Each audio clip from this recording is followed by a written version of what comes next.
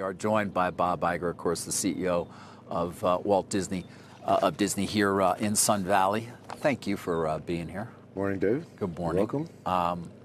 All right, let's start off with that news. Joe Kernan was asking a couple of questions about it as well. Why are you staying? Well, let me start with the fact that I did like retirement. I highly recommend it, by the way. You're never going to get to it, Bob. Well, I mean, you did it for 11 months, and that was it. It was a good 11 months. And I came back to the company at the request of the board. It's a company that I started working at in 1974, 49 years ago when it was ABC, and we became part of Disney. And I obviously have deep passion for the company and in the business, and I care a lot about the people.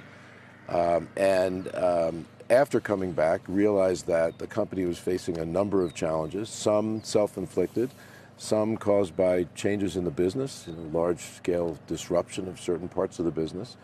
And while a lot of work has been accomplished in the 7 or so months that I've been back, the board believed, and I agreed with them, that there was a lot more work to do. And the timetable that we had initially established, which was 2 years, seemed like it was putting undue pressure on us, even though we're getting at the work really quickly, but to accomplish everything we want to accomplish. So in part it was designed for continued stability and continuity, and also to give a team of very talented executives who work with me time not only to help me through what is a challenging period, but to develop themselves. Yeah. We sat down in February. You'd been back a couple of months. And I did ask you if 2 years was too short a time. And you said, quote, you can get things done very quickly.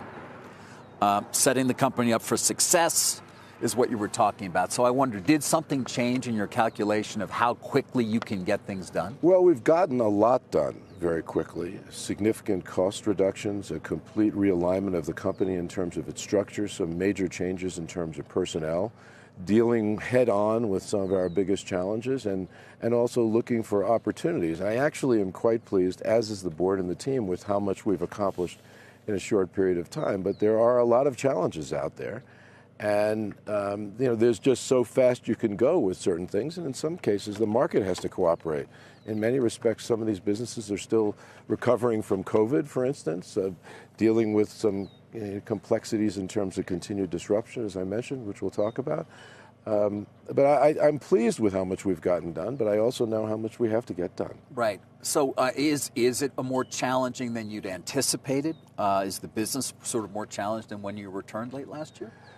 Yes. It doesn't mean that I am any less enthusiastic about the opportunities, and nor am I less enthusiastic about the company. In fact, the opposite. I'm extremely optimistic about the company and its assets, and we should talk about them. We will. But I would say that in some cases the challenges are greater than I had anticipated.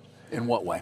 Well, I think we talked a few times about it over the years, but the disruption of the traditional television business probably is the most notable.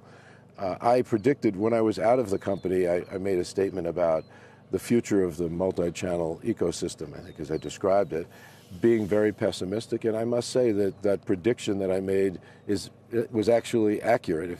If anything, I'd say that the disruption of that business has happened to a greater extent than even I was aware, for instance. And that'll be reflected and has been in some of our near-term results.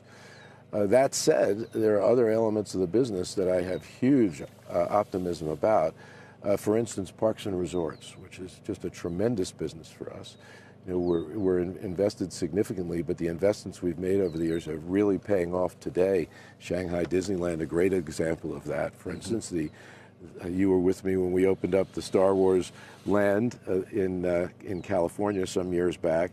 I really believe in the future of that business. We actually have opportunities there to turbocharge that growth. The studio business, which has been incredibly successful, us movie studios, and drives so much of our other business, like parks and resorts, where the franchises are so omnipresent, and of course streaming. But the studio obviously went through a difficult time with COVID, is coming back, has some creative challenges, but a great set of franchises with Pixar and Marvel and of course, Lucasfilm and Star Wars. And then, of course, there's streaming. And well, you're going through all the things that we want to talk about in the time that we have here. But, I mean, just to sort of wrap up why you're staying. I mean, you said in a memo to employees you've made important and sometimes difficult decisions. You're proud of what you you've accomplished, but there's more to accomplish before this transformative work is complete. So what's transformative here, and what is the work that is going to take another perhaps 2 years or even more, even after you do leave, that needs to get done? Well, the transformative work, of course, is making sure that our cost structure reflects the economic realities of the business, and that includes disruption. Transformative work is dealing with businesses that are no-growth businesses and what to do about them, and particularly the linear business, which we are expansive in our thinking about, and we're going to look expansively about opportunities there, because clearly it's a business that is going to continue to struggle.